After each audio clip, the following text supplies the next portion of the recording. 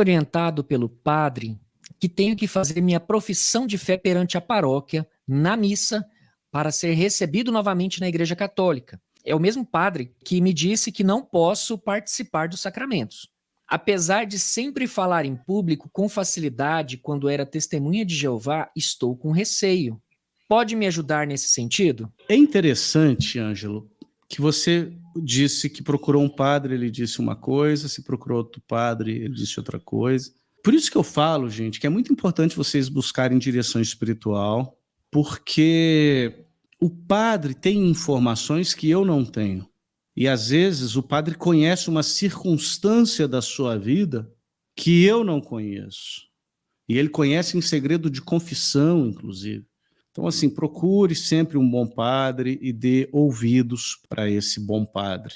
Às vezes o padre dá uma orientação conflituosa com um outro padre, talvez porque a circunstância mudou. A gente não pode fazer juízo aqui. Então, com as informações que eu tenho, você não deve comungar de fato até resolver essa situação. Segunda coisa, o padre te convidou a fazer uma profissão de fé pública. Isso é necessário. Porque quando você se tornou parte de uma seita que nega a divindade de Cristo, que nega a Santíssima Trindade, na prática você estava rejeitando os seus votos batismais. Você estava repudiando a sua fé católica. Você talvez não fez isso formalmente, no sentido de ir na igreja católica. Tem gente que faz isso, né? Vai na secretaria da paróquia e fala assim, ó, eu quero que formalmente o meu nome seja retirado do livro de batismo. Isso está acontecendo em alguns lugares. É lamentável, mas está acontecendo. Talvez você não tenha feito isso. Mas na prática, ao professar a sua fé na seita dos Testemunhos de Jeová, você renegou as suas promessas batismais. Então é importante essa profissão pública de fé. É importante. É importante para você, é importante para a comunidade. Agora, você disse que está com receio. Com receio do quê? Receio do quê? Vergonha de falar em público? Isso aí é o de menos. Você vai lá, você lê a profissão de fé e ponto final. Vergonha do que os outros vão pensar? Isso aí é temor humano.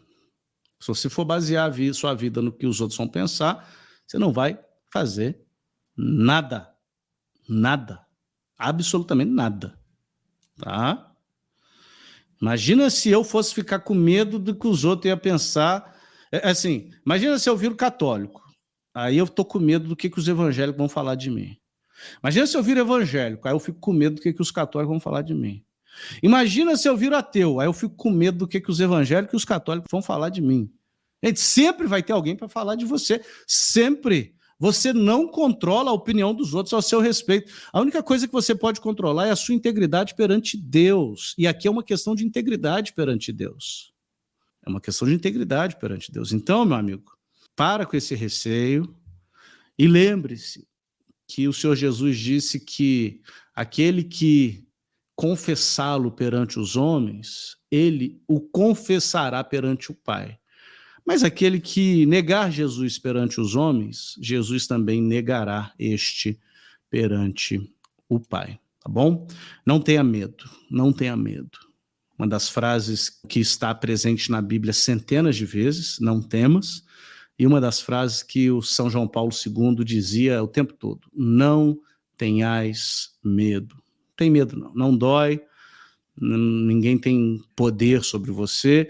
E o Senhor Jesus disse, né, não tema aquele que pode matar o corpo e não pode fazer nada com a alma. Tema, aí sim, tenha medo, né, tema no sentido de tenha temor, respeito, aquele que pode fazer perecer tanto o corpo quanto a alma. E por causa do temor ao Deus Todo-Poderoso, você vai lá e professa a sua fé, sem problema nenhum.